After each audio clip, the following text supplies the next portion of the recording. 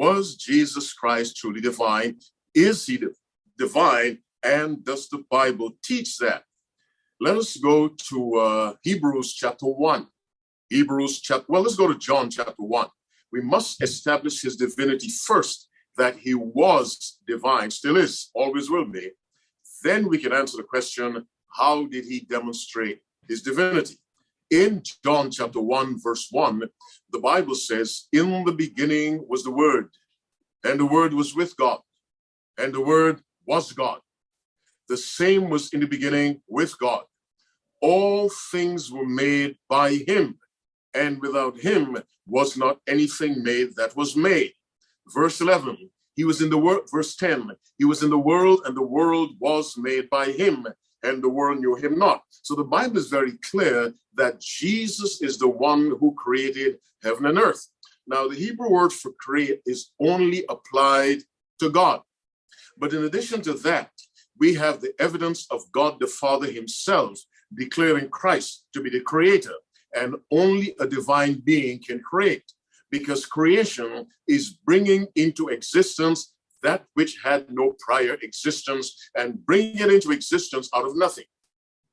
Now, in Hebrews chapter 1, verse 10, God the Father is addressing the Son, and God the Father says, and thou, Lord, in the beginning hast laid the foundations of the earth, and the heavens are the work of thy hands. And so God the Father identifies Jesus Christ as the creator of heaven and earth. In the book of Hebrews, still in chapter 1, reading from verse 1, God, who at sundry times and in divers manners spake in time past unto the fathers by the prophets, hath in these last days spoken unto us by his Son, whom he hath appointed heir of all things, by whom also he made the worlds. And so the Bible is very clear that Christ was the agent of creation. It is he that said, let there be light, let there be a firmament, let the earth bring forth grass. Jesus Christ is the creator. In Psalm 90, verse 1, Lord, thou hast been our dwelling place in all generations. Before the mountains were brought forth, or ever thou hast formed the earth and the world, even from everlasting to everlasting, thou art God. We know it was Christ who formed the mountains, the heavens, and the earth. And the psalmist, by the way, that was Moses writing, he says he has been from everlasting to everlasting. That can only be applied to God. And so Jesus Christ is God. Jesus Christ is divine. He is as divine as the Father is. And so we need to establish that first. Now, the question was, how did Jesus Christ demonstrate his divinity? Let me say first that Christ did not live his life by his own divine power. He lived his life depending on the power of the Father. That was an example to us, because his humanity was a real humanity, and humanity must be lived in a state of dependence. Let me say that again. Human beings were made dependent. All of creation is dependent. When Christ took on human condition, he took on dependence. And so in his own personal life, he depended on the power of the Father.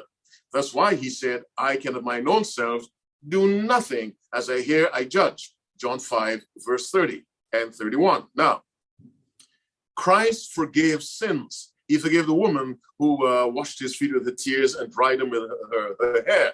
Luke chapter 7, verse 47, 48. Only God can forgive sins, Mark 2, 5-7.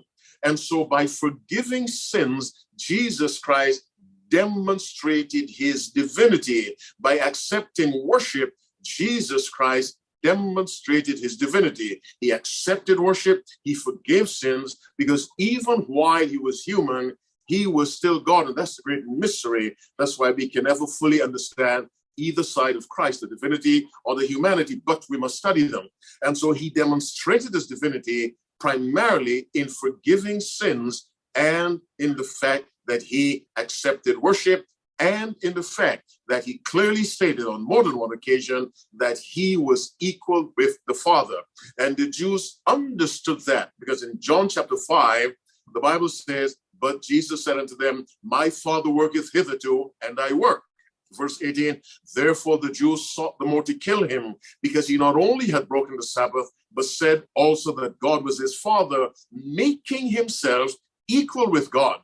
And so even if he had not forgiven sins, even if he had not accepted worship, he made it clear, I am equal with my father. And the Jews understood that was what he was saying, and that's why they tried to kill him. I didn't mean to go so long, but Christ demonstrated his divinity by what he did and by what he said. He claimed to be equal with the Father, and of course, Jesus Christ never lied.